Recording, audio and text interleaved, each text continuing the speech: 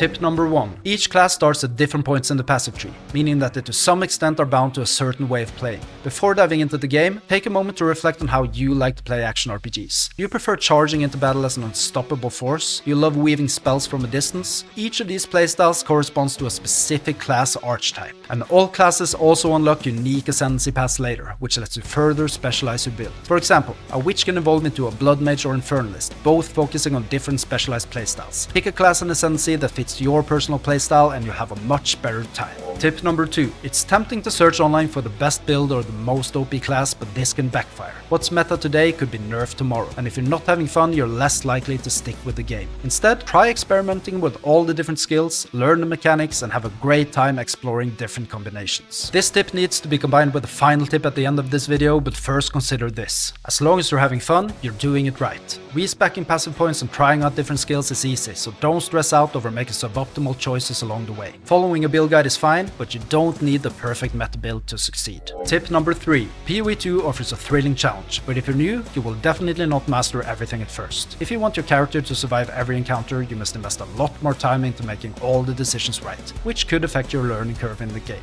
Hardcore mode is brutal, because if you don't survive, it's over, although your character is sent to the softcore league afterwards. I would recommend sticking to softcore until you know the mechanics really well, have progressed to the endgame at least once, and have confidence in your survival skills. Master the basics in softcore first, then tackle hardcore later.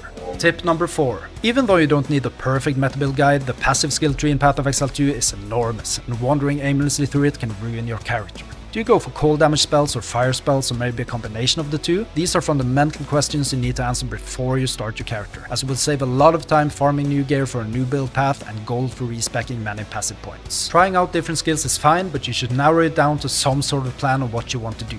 Before you start, have a general build concept in mind. Now, if you enjoyed this video, you will definitely like the video showing on the screen right now, so go ahead and click on that. And to stay tuned for more upcoming tips videos like this, make sure to hit the like and subscribe buttons.